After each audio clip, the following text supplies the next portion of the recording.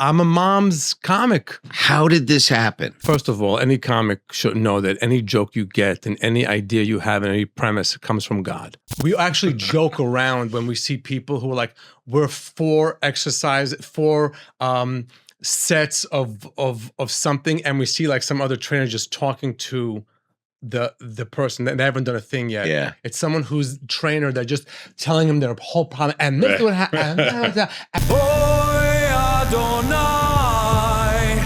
From iron wombs are Welcome to Badass Jews, everybody. It is going to be a banger. As you know, I have been away. I apologize. I was doing a TV show with Donnie Wahlberg. That's insane. One of the top 4 Wahlbergs out of all the Wahlberg brothers. The nicest guy. Yeah. Have you met him? No. So, dude. Definitely not Jewish. Definitely not Jewish. Yeah. Comes into the green room blaring music, and I go, what are you listening to? And he goes, it's the music of the Lord. And he looked so happy. So it was like Christian rock. Oh, okay. Which I love. And he was ecstatic. This guy is so nice. I saw him and I pointed at him and he pointed at me, and we gave each other a big hug, and we had a mutual friend. And then my wife's birthday, I'm away. I'm in Toronto. Okay. You know how bad I was stuck in Toronto, delayed at the airport 14 hours. I had to cancel a show because of the weather on that day, probably. Yeah. Same day. Yeah. Rain. It was rain. Terrible. Just rain. It's horrible. So I'm stuck there. Yeah. I can't be with my wife on her birthday. Donnie Wahlberg did a video for my wife, and he said, happy birthday. Your husband's killing it. And I thought that's all he's going to do. And then he goes, and by the way, if you can be in Vegas on these dates, backstage passes, free tickets for New Kids on the Block. So now we're gonna fly at the Sphere. It's somewhere. It's like the Sphere. The Sphere. That's amazing. And I was like, "This is great." And then I was like, "Oh, these are not cheap tickets. The good tickets are not cheap." So we're gonna fly down and go see Donnie. And yeah, it was a blast, absolute blast. But I'm very excited to be back. And of course, I want to share a story with our guest. But such a badass Jew. Guy is not only hilarious, in great shape, so good looking, selling out wherever he goes right now. Every video he drops goes viral. Been around for years, a true vet of the comedy game, and now reaping all the benefits thanks to Mashiach energy. Amen. Please welcome Modi, everybody. Hi, how are you? Good, man. How's it going? Good to see you. Good to be here. Such a glow.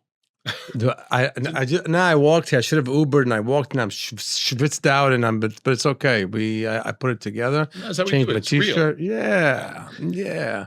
I talked with you on another podcast months ago. It was the SDR show we did.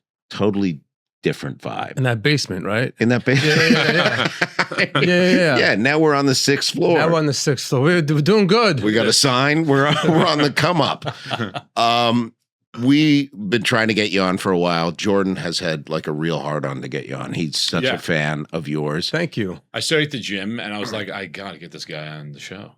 And no, can I tell this? Tell.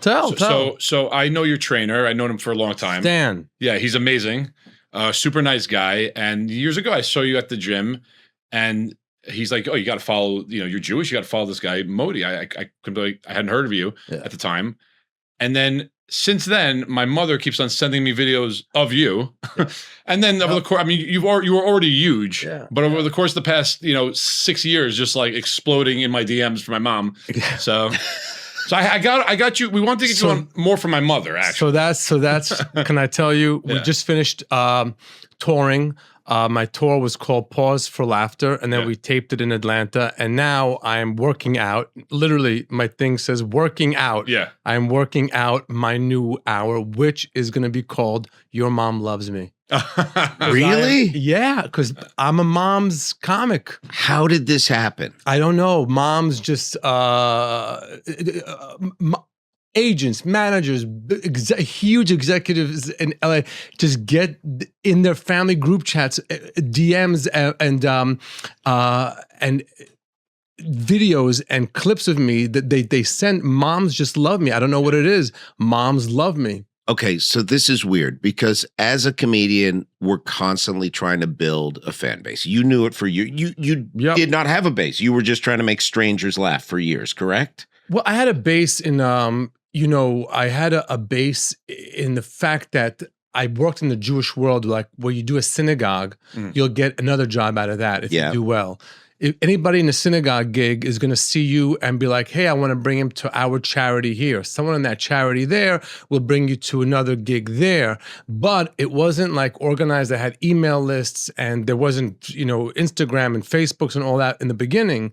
My husband took care of all of that. He organized all of that and put videos up and did everything in the beginning of COVID when we began to live together, when we were living together, and he took over the whole my business, found me the right manager, found me the right agents, found the right social media people, and he built it. But I had a fan base within the private gig world. Yeah. Charities, and then the Catskills, which no one even knows that I caught the tail end of that. And so I always was working and had a fan base within the Orthodox Jewish world and the Jewish world. But now it's much bigger. But moms are a huge, moms is who you want. Moms, goyim, gays, and theys. That's what we have now. But you couldn't have consciously made this decision. It just happened organically. It makes sense. I don't curse. Right. There's no dirtiness. I'm not old, but I'm not young. Yeah. So the mom feels like she's a little bit younger. Do you know what I'm saying? Yes. And the kids that are like, Mom, here, watch this comedian. I get DMs like, that are so touching. People tell me like, my father and I have nothing to talk about except your videos. That's great. Me and you, my father and I we agree on nothing, no politics. We watch your videos and discuss them. It's like getting a DM like that is literally Mashiach energy. That's it. I'm sorry, but you know what's interesting is like, since the whole algorithm and online phase of people sharing clips and whatnot, you see a lot of like Jewish content and people become, one video blows up or whatever. But with you, like your videos blow up, but it makes people want to go see your shows, and they see the shows. And I've been to one of your shows, and it's hilarious. So it's not like a one trick pony. It's no. The jokes are they fire off online, but then you could sit through a show and you're like, oh no, this is a whole the whole act is like engaging and all that. So I think like it's refreshing when it's like not just like I'm just jumping on the bandwagon of like the Jewish jokes and this and that, and it's gonna be popular online. It's like no, you're a professional comedian who's been doing it for a long time, but. No, thank God. Now the algorithms, it's delivering your clips to people so they can come see you. So no, it's amazing. No, when they come see a show, they're watching a guy who's been doing comedy for 32 years. Yeah. They're not some guy that all of a sudden had a few viral clips. I know. Right. Yeah. Some people don't realize that though. So they're probably like, wow, it's not bad for a young guy. They probably think you're 20 and you're like, you've been doing this for a couple of years. Yeah. And like, wow, great. I mean, 20, you're pushing it. Yeah. Okay. Yeah. It doesn't seem, I would say maybe I thought I had a shot. I'm kidding. Do you sometimes get 40 plus shipping and handling? That's what it is. Because moms love you.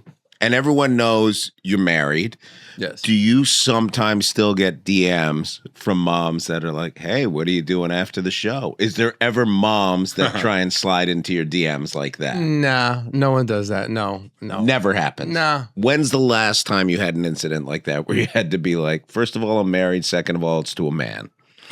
Guys who are like, hey, you're hot. Do you guys have an open relationship? Yeah. You get that stuff, but we don't really engage in that, Right. Nah, that's not the point that you're at now comedically where you get to entitle what you're doing, working out. How good does that feel knowing how far you've come when it used to be you had to go to the cellar back before it was popular when there was maybe like 12 people in there and waitresses watching. And now you get to sell tickets and be like, here's new shit. Doesn't that feel great? It's great. I just did Helium in Portland, Oregon. It's a comedy club. Yeah. I went up there with my notes and told the audience it's all new. Let's see how it goes. And I did an hour and a half and they were amazing. And and people were like, you should say this instead of that. Yeah. Yeah. I was talking about hitting on a girl and she goes, say picking her up, it's nicer than hitting her. Like the audience was giving it to me. And some woman gave me, I was talking about a bit about doing pelvic thrusts. And I forgot, when you put the cushion between the bar and your hips. Yeah. So she said, you should say foam cushion instead of pillow. Okay. I was saying pillow. Yeah. You know, she said, say foam cushion, much better visual. And so I'm working out the material. The premises are there. The jokes are there. But now you have to fine tune it. Names, little things like instead of pillow, foam cushion. Yeah. Little things like that make a big difference. There's a science to it. Yeah. Does God speak to you more through your work or through your relationships with people? God speaks to me. First of all, any comic should know that any joke you get and any idea you have and any premise comes from God. It's anything like that is from God. It's in Kabbalah it's called an ibur. You get like when something comes to you, oh wow, aha, it's not you. And if you think it's you, that's when it all goes down. Yeah, that's when you go right into the you're gonna crash. But so God speaks to me that way when He gives me a premise, when He gives me when I say something at a dinner table and people laugh, I'm like, oh, and I text that to myself. That's a great word. And so and I'm constantly speaking to God. Yeah, Always. I always talk to myself. I'm always what do you call mouthing? You know, when even though the words aren't coming out, and my husband always sees it and goes, "Are you in a bit right now, or what are you?" Because he knows I'm going over my act or something, and he can tell like where I am in the show, and I'm always constantly speaking. I'm speaking to God. You know, the Pope recommended a book. So could you imagine, like the Pope is recommending a book, and the book he recommended, the basis of it is that you should be constantly in a conversation with God, constantly. So I'm always speaking to him, and he's speaking to me. You grew up Orthodox, no? Not really. Okay, we grew up very traditional Israeli. Okay. So we had everything was there, but it wasn't shoved down our throat. I myself became more religious. I went to yeshivas on my own and studied I was very interested in it. Did you lose? I mean, once you were studying it, afterwards, did you lose the connection and just said, "I'm going to focus on entertainment"? And you know, like where was the separation, if there was one? Never separation. Okay, so never. So basically, for you, you're like, I still believe everything and hold it here, but I'm going to go off in this world of entertainment and not stay in the yeshiva and learn all day. What does the world of entertainment have to do with believing in God or being religious or doing anything? Yeah, it's not a mutually exclusive thing, right? I feel very stupid right now. Okay. No. I guess to answer that seriously is that I feel like sometimes you find when people leave that world, the yeshiva world, where you're sitting down and actually actively learning all day, and you go to whatever it is, entertainment, business, sometimes you do leave some of that on the table where you're like, okay, you know, I don't know how much of this is real. I focus more on the money, more on the this, on the laughs, on the blah, blah. I don't think he does that. No, I think, no. Can I say this? Let me take a guess. Go for it. The purpose of studying is to take that and jump into real life with what you learn from the study, and everything is informed by that, and it's a continuing process to continue constantly to study. But you never thought there was never a moment where you're like, I don't know if I believe in God, or I don't know if I believe in No. Oh, so okay, so and comedy is spoken about in the Talmud. Did you know that? No, I know everything else because they show up in our their comments about what. So in the Talmud it speaks about a comedians. Okay. So in the Talmud there's a story, and it's that Elijah the prophet is in a marketplace. Okay. And people in a marketplace, so a place where people are working. Okay. So two people knew that it was Elijah the prophet. They went and asked him, who here in the marketplace, in other words, who and what business do you have to be in to get chelek be'olam haba, your portion in the world to come? Yeah. Okay? So he says, those two over there. So the guys go and ask, what do you two do? Just so we know what it is. Do I sell bread? Do I sell cheese? What do I have to do to get into the world to come? So they answer him, Anu anshe bediche. We are men. We are people, anshe, not men. We are anshe bediche of jokes. Okay. So comedians. I see. Right?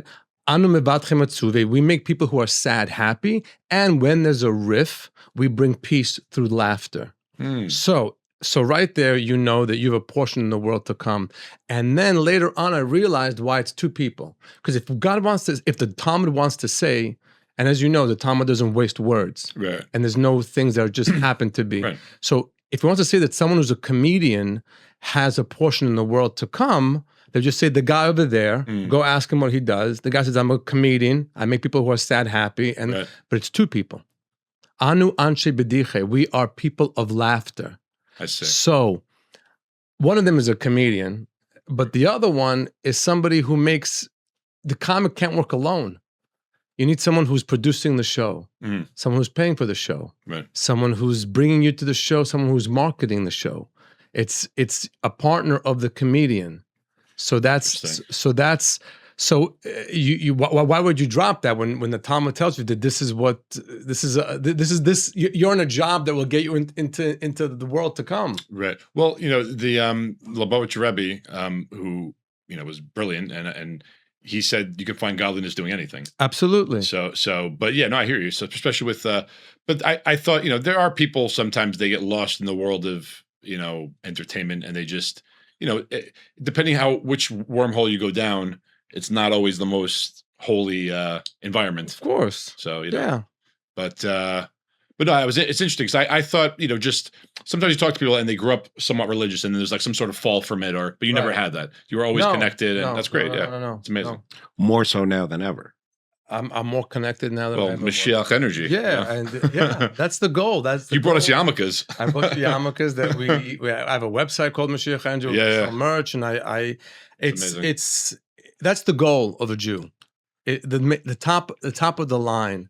I hate when you hear people saying the goal is that we should all be learning all day long. The goal is that we should all be putting on tefillin. The goal is that's maybe things to get to the goal, but the goal is that we live in a messianic era, right? Where everybody just is in harmony and in love with each other and helping each other in unity. That's the goal.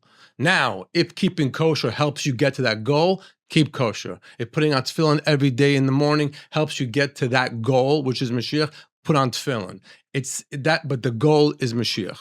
Yeah. So, especially badass Jews, I'll be honest with you guys.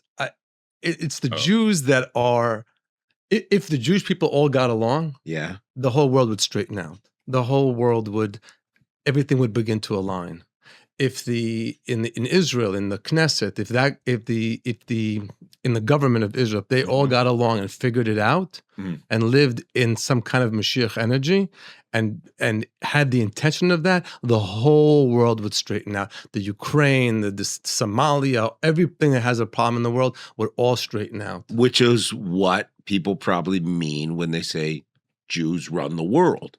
If we did on a very simpatico level, everything else would follow from 100%. That. So it may not even be a bad thing when we should, say Jews run the world, because we have that type of power and influence, and we're connected enough that if we were all united, it would have reverberations.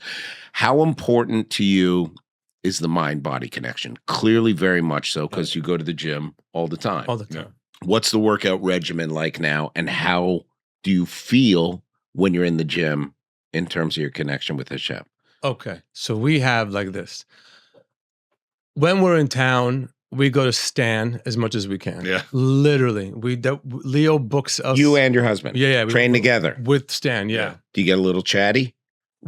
The thing with Stan is you can chat while you work. It's not like we don't stop. Yeah. We actually joke around when we see people who are like, we're for sets of something, and we see like some other trainer just talking to the person that they haven't done a thing yet. Yeah. It's someone who's trainer that just telling them their whole problem. And this would happen. And you're on to your third exercise already. Right. And we're like on our third set of chest, and we've done arms that day, and we did, oh my God. And so we chat, the conversation's light and good and amazing, and Stan is the number one source of gay information in New York City. Really?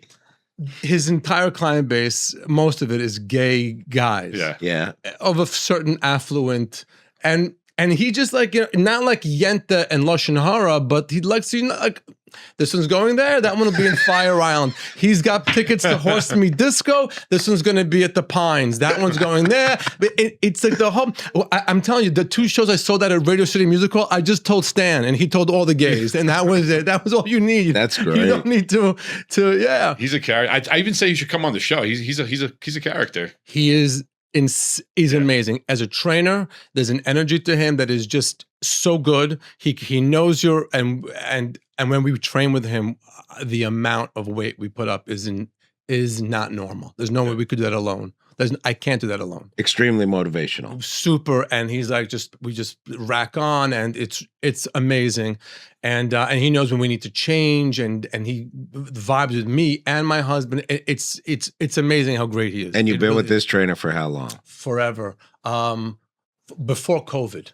Okay. And during COVID, he got keys to gym, so we were like working out Yeah. at Complete Body, Right. with the shades down. That's when I had unofficially met you. I saw you there. I was working with a client, and that's when Stan was talking, because he likes to yap, and he was like, oh, that's could be some Jewish comedian I train. Yeah. But it was like you and then me and my client, and where it was like 2 other people, and we opened the door, Right. lock it, and it was like the end of the world, and we're just like, all right. So Everyone's wearing masks. So COVID began March, Right. and then March 13th. Yeah. By April 15th, he already said, hey, if you want to start working out again. I'm like, April? Are you crazy?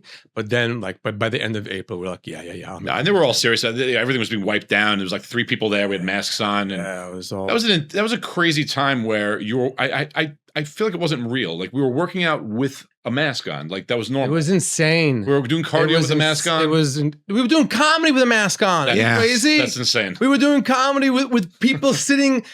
Oh my God! Remember Behind plastic. In groups of 6. Yeah. I did the wasn't in Broward County Performance Center. I remember and they just grouped them in 6 people only, and with masks, and like you could barely hear the laughter, but like we forgot about that. But you were talking about the Regimen. So it's Stan. When we're in town, we book with Stan. If there's no availability, we're in Equinox. I love Equinox. And when we book shows, we try to find where the Equinox is, right, and get the hotel next to it. And it's usually next to a Ritz-Carlton or a Four Seasons, and so we've seen all the Equinoxes everywhere. It's a much nicer road life than it was when you started. Yeah. And so we have that. What's your diet like? Before the diet, if there's no show that night, if I have no show, and it's not a stand, it's like a regular workout at Equinox, I take 3 hits of a pre-roll joint. Nice. Okay. It is my favorite thing in the world. And I can head into a 3-hour workout. Yeah. That's just real Mashiach energy. I know. Music, and just you feel your body, and you feel everything, and like kind of like your body tells you what the next exercise is going to be from 3 hits. Oh, it's jazz. So it calms you down. I did it for years. I've never smoked before. It just calms you down? I did it it is next level. You're just so connected. You're very connected. My husband put me onto it. He can't do it, but I do it. Not if there's a show that night, because I don't know when it's going to bear off. Yeah. But it's a pre-roll joint. I've tried to do the gummies, but the gummies, you don't know when it's going to hit. Yeah. And the vape thing is just gross. But the one joint I can have for like a month almost. I just take 2 hits, put it out, go in. By the time I'm out of the dressing room, I'm coming out there, I'm like, yeah. No post-workout anxiety? No. Okay. No, the only thing is sometimes you get the munchies afterwards. Which isn't a bad thing. It's not a bad thing after the workout, yeah. That leads into the diet. So, but like, are you like very clean, or do you have a cheeseburger? Well, not a cheeseburger, regular burger? We eat very well. We eat very, very well. We love Ava's.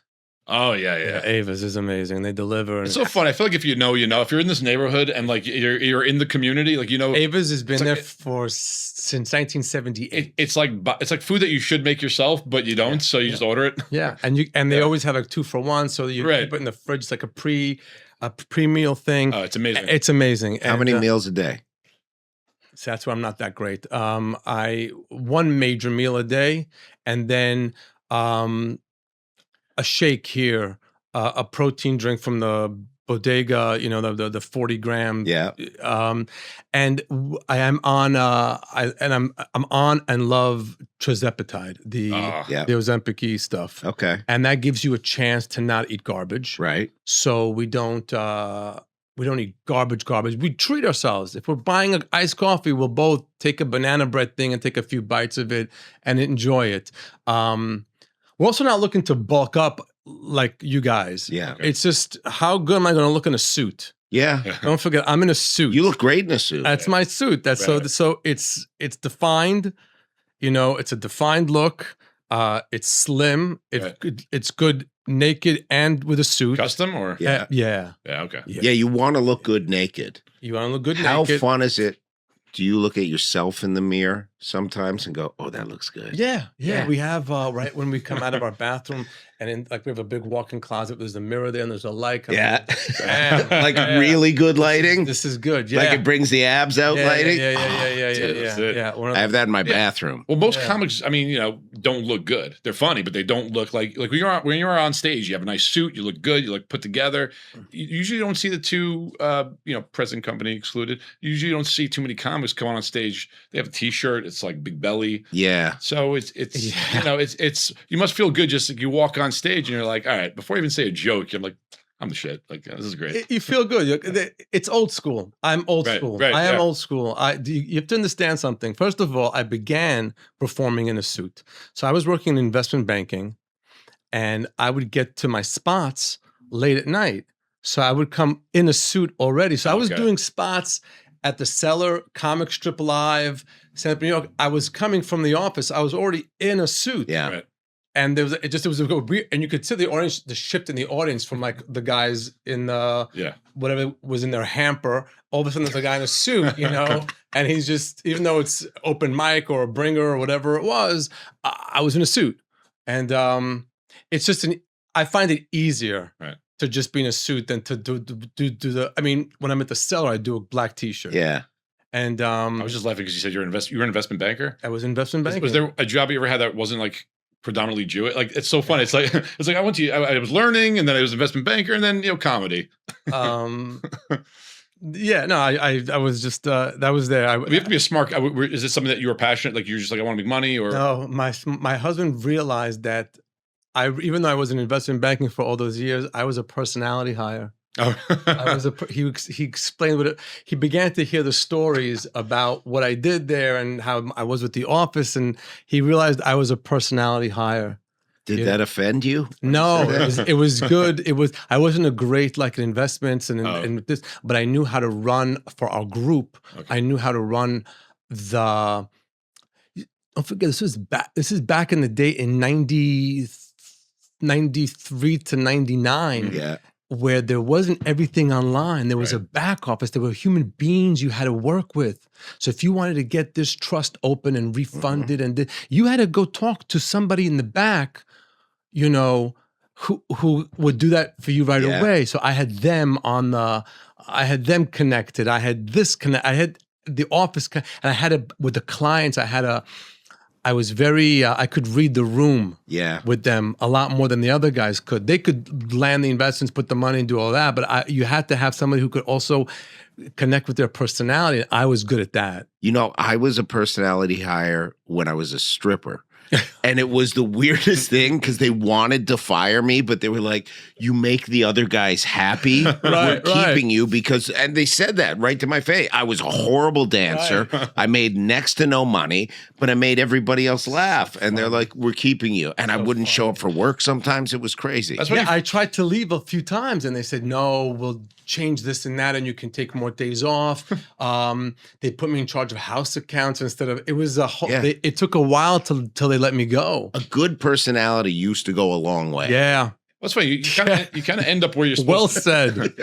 Well said. You kind of end up where you're supposed to be because you feel like, those places you're like, something's not fitting here, whatever. And then you go into comedy, you're like, oh, this is me. This is, I feel great, It wasn't not fitting. I didn't realize I was going to be a comedian. Okay. My friend said to me, so I was coming home from work and I was like imitating the secretaries. And my friend's like, dude, do this on stage. What are you doing it for us, dude? Right. And he organized a bringer show and brought 5 of his friends. I did 3 minutes. Where was it? Which at club? Stand Up New York Yeah. with Kerry Hoffman. This Yeah. was 93. 93. Yeah. And so I just went up there and did exactly what I do when we go for dinner. Secretary I was impressions. yes, absolutely. I went from being a table comic to a stage comic, and Kerry Hoffman said, "You've got something, stay with it." And then and then I began to do, and I got more into it, and things moved very fast. And I was closing shows at the Strip, and then Esty passed me in April 94. Yeah. Barely a year in. But it was so over the top, the show. It was just huge. And were you out on stage at that time? No, I wasn't out because it wasn't my thing. I'm talking about now. I've been talking a lot about it. You have to also, first of all, I was more Jewish than I was gay, and I wasn't in a relationship, and I didn't feel like talking about gay sex on stage. And don't forget, this is 1993, 4, 5. Yeah, different time. Gay and AIDS were synonymous. Yep. So if you're talking about gay on stage, the audiences are AIDS. Wow. AIDS. They don't know.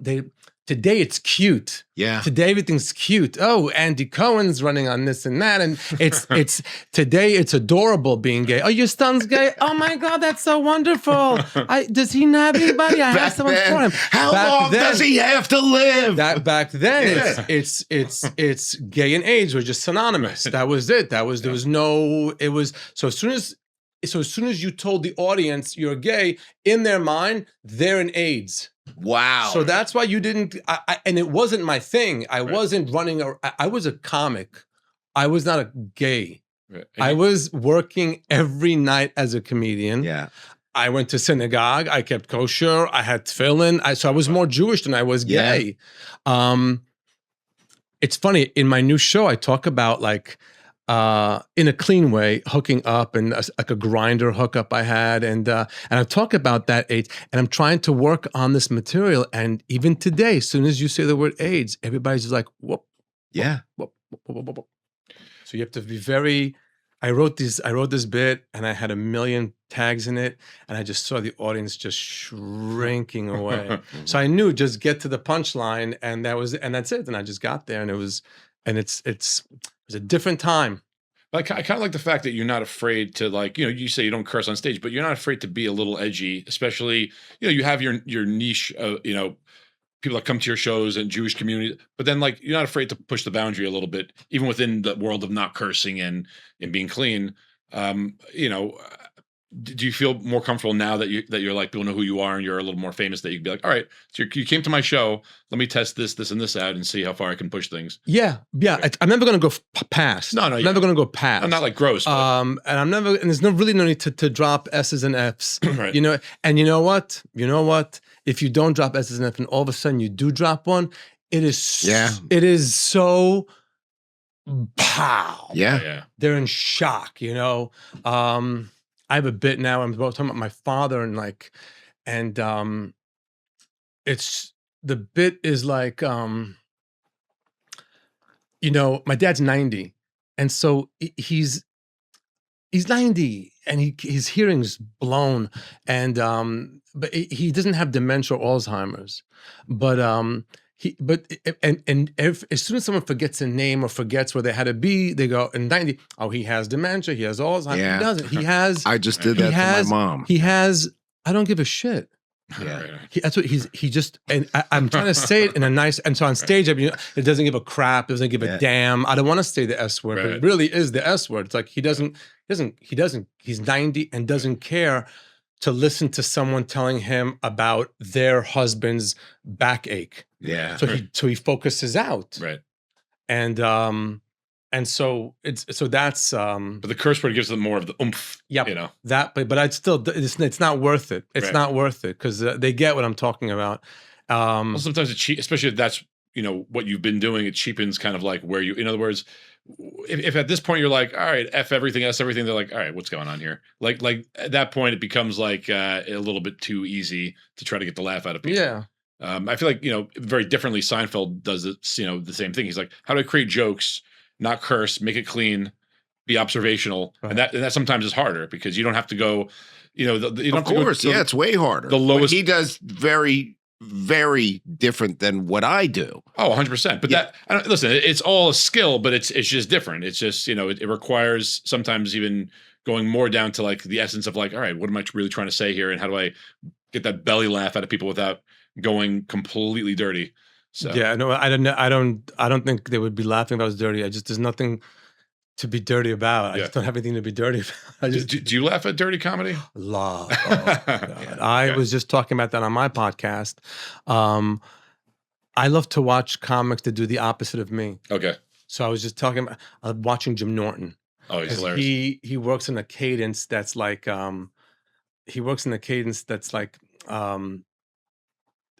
did you ever see that thing on top of the piano that goes click clock click clock? Yeah. Metronome. Yep. So he does that, which I can't do. Yeah. And he has this confidence and quietness, knowing, and the audience knows like he doesn't care if the joke's going to land or not. Right. I'm a salesman. I'm like, I'm selling the joke. Here's da-da-da. And I love watching Cat Williams. I love John Mulaney. I mean, I love, well, he does more what I do, but comics that are completely out there, filthy comics. I love watching. Before you got into it, were you a fan of comedy? Like, were the people that you studied? I was never a fan before. Wow. I never been to a comedy club to the night I was on.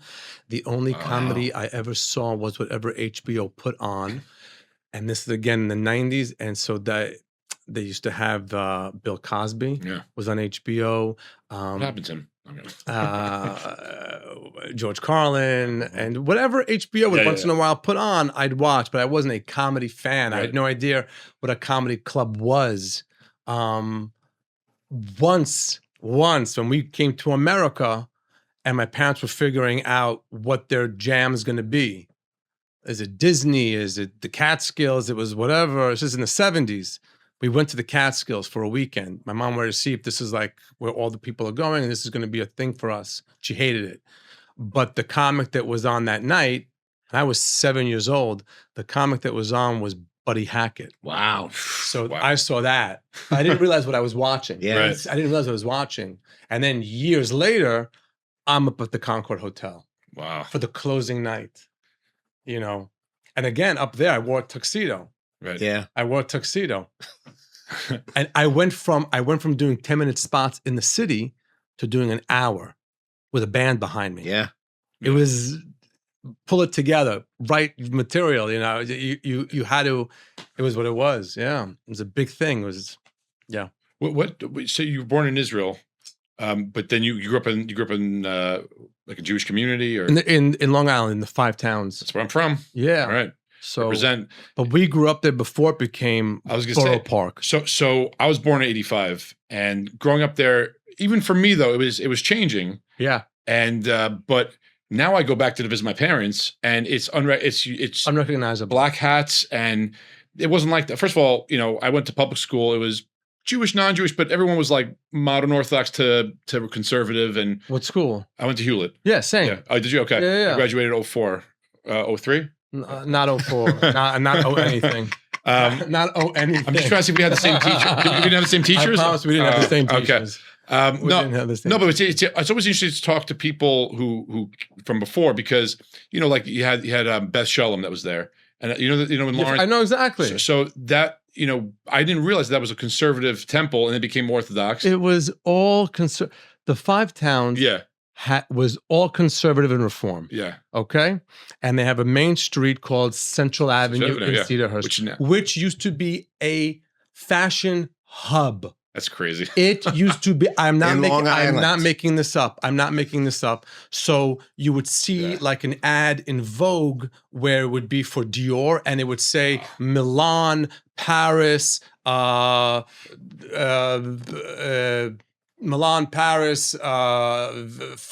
Cedarhurst, New York. It would say for the shops there. There were shops, Gildor, Saint Michel. There were all these shops. Wow. Now it's just kosher bakeries, wigs. And wig stores and suit stores for Shabbos, and it's just one big. It's Borough Park. It's borough park with money. Wow. Borough park with money. People have massive houses. But when I was growing up, it wasn't. There was one young Israel. There was everybody, oh, look how cute. Orthodox Jews are in the neighborhood now. There's a young Israel there. Now, every third house is a shtibel, is like a small synagogue. It's what it is. This might be inside baseball, but I'm just curious to get your perspective on it. When I was a kid, people just started sending, we were like very modern Orthodox, almost like conservadox, but people just started sending their kids to like yeshivas in Israel for a year. That was like a new thing. I don't know. And so that was like a thing like, does yeshiva, after high school, maybe go spend a year in Israel, go to yeshiva. And these kids were like wearing their like Nirvana t-shirt and they're like, let me go. And they come back like, a year later and they got payas and a black hat. And I think that's what slowly started to happen. So I've joked about this and like, so the kids go to Israel for a year. Sometimes they're like completely lose the religion. Yeah. Like they just see Israeli girls naked and just like everybody's, driving their car and saying Shabbat Shalom. Like, oh, that's an option, Everybody in Israel, everything's kosher. Most things are kosher anyway, because the meat, you almost have to give an effort to not have kosher meat. So the kids who are like boring, like I could be Jewish and cool and not religious. Then there's those who go there and become so religious that they come home and tell their parents, your kitchen's not kosher enough for me. Yeah, right. So it's your year in Israel is very, you got to vibe it out. You got to make sure your kids don't end up in some crazy zone. I am taking my wife and my daughter to Israel in October. Okay. So my wife is Catholic. Mm-hmm. But she'll now come to temple. I'll go to Shabbat services. I'm Reform. So I go to a Reform temple. So it's barely. But my daughter's there. She's in Hebrew school. So my wife she's had this big transitional moment where she was very democratic for a while. And now she's less so. And she sees what's going on in the world. And she's like, why do people hate Jews so much? And she'll come to temple and be like, it's so full of light and love. I don't understand where this disconnect is coming from. What are the important things you think I should show the girls in Israel? Where should I go? I was thinking Old City, Dead Sea, Masada, but then above and beyond that. I mean, Tel Aviv is Miami Beach. Right? It's the best, yeah. So what should I do? Where should I take them so that they can formulate their own opinions and feel a connection? My daughter's 9. My wife is in her 40s. Should definitely see there's a tour that's underneath the Wailing Wall. Okay. That's an amazing thing to see. The wall that in Jerusalem, that Wailing Wall is a part of where the temple used to be. Yeah. Right. And this goes underneath and you get right in front of where the Holy of Holies was, where the Shekhinah, where the connection to God was. And the tour itself, they build out to you what happened in Jerusalem. So before you go on the tour, they explain to you everything that happened in there. It's an amazing, amazing tour. That one you should do. It's the tunnels, the Western Wall tunnels. Okay. It's very good. Let her see Tel Aviv. Let her see how amazing and fun and Israel is lit and on fire and amazing. Yeah. And Jerusalem, there is so much to see. Masada is Masada. It's a schlep. Yeah. To schlep, but you tell her, as long as she knows why she's going up there, that this is where they fought, and the miracle of God, and then the Dead Sea is. I've stopped. We took friends there. We took friends for my husband's birthday. He wanted to go to Israel, so we took 3 of our friends who weren't Jewish to show them Israel, and then we had a great time. We went to the Dead Sea. There aren't any really good spa hotels there. Okay, so it's not a fun. It's just. It's an amazing thing to see. Yeah. I've seen it. I got it. But I'm not going back. Okay. But if you haven't seen it, you have to see it. The wineries. Do you go to the vineyards? So we were invited to a winery that was on the border of the West Bank. Sagot is the name of the winery. Okay. It's owned by the Falak family. They bought it and they rebuilt it, and it's one of the best kosher wines. And we were there. We took them. I don't think you can get there right now. I don't think it's a little bit on edge right now. But the wineries. If you're a wine person, that is a amazing thing to do. Okay, I'm not a wine person. And how do I explain to my wife who goes, but now's not a good time to go. There's a war. And you say, there's always a war. There's always a war. Right. Yeah. There's always a war. There's always a. Fortunately, you don't know what's going to be. You take it and you hope for you hope for the best. Flying first class versus coach to Israel. If you had to weigh the options, have you ever flown coach to Israel? When I was very young. Yes. Yes. And it is a long. It is a very long time. I've done it. I've done it many times. And in my act now, I actually have a whole talk about when we flew with our friends to Israel. Yeah. On that 12-hour flight, and what happened with our buddy that we gave pills to fall asleep. Yeah. Yeah. And Would you give him Xanax? Everything. Yeah. It's a part of the new show. Okay. It's funny that you asked that. Yeah. It's really funny that you asked that. I want to see it. Yeah. That's funny. But I can't even imagine flying coach I to did it Israel at this 15 point. years ago. I did coach, and Gotta start now making I more was money. like, we are going first. Okay. We're going first. You have to. Yeah. Yeah. Final question, Jordan, from Modi. Yeah. So past few years since October 7th, a lot of Jew hatred out there and things like that. What's your method of like dealing with it? My method is beat them up. But you bring light and you try to bring joy and stuff like that. Like, if someone, I'm not even talking about difference of politics, but I'm talking about like this blatant anti-Semitism that comes your way. What's your method of being like, pushing back on it? We don't really focus on it. I don't use my platform to. I'm a comedian. My job is to make you happy. My job is to make people. If you remember from the Talmud, people who are sad, happy, and where there's a peace, where there's a rift, bring some peace. So I'm not focusing on who you should vote for and who you should whatever. And it's not my.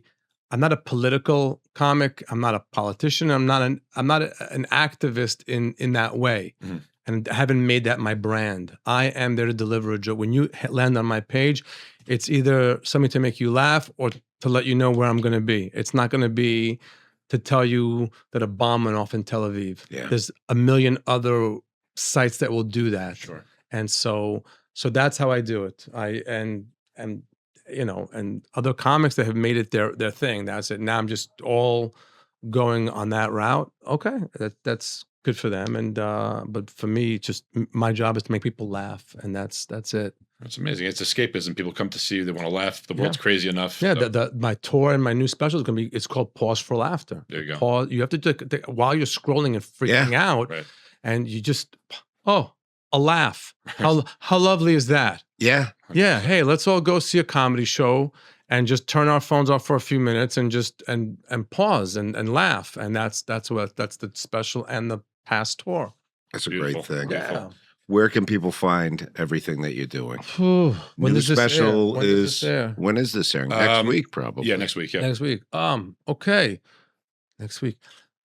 The special is in its final edits, so I don't know where that's going to land. Shot in Atlanta. Shot in Atlanta. It's great. It's Awesome. beautiful. It's Good. beautiful. I at modilive.com for everything. I have shows coming up in 2 sold out shows in London that are coming up. I'm in Atlantic City on the this month. I'm going to be in Atlantic City. I think that show is sold out, but take a look. There might be a ticket or 2 left. We have Raleigh, North Carolina. We have Zanies. We have Charlie Goodnights. Comedy clubs. I'm going to comedy clubs to work it out, guys. Good. It's going to be fun. Come to those shows, and you can look at morilive.com where there's shows near you. And then there's a lot of shows like in the area in Huntington and in New Jersey where we haven't announced the date or put the tickets on sale yet, but you can get on the mailing list that will let you know first when those tickets are available. And that's it. And the modilive.com will bring you to everything, to the cameos, to the merch, to the shows, to the tickets. And then always, when you buy tickets, don't just buy for yourself, buy for your friends too. Don't just get 2 or 3, buy 6 tickets. By the time the show comes, you'll see somebody wants, and you want to bring somebody who's sad and just had something bad. So be the friend that brings the friends to the comedy show, because that creates Mashiach energy. Mashiach energy, everybody. Mashiach Spread it, receive it, give it. I love it. Thank you, Modi. Thank Thanks so you. much. Badass Yeah, Jew. awesome. Thanks, man. Badass. Thank you.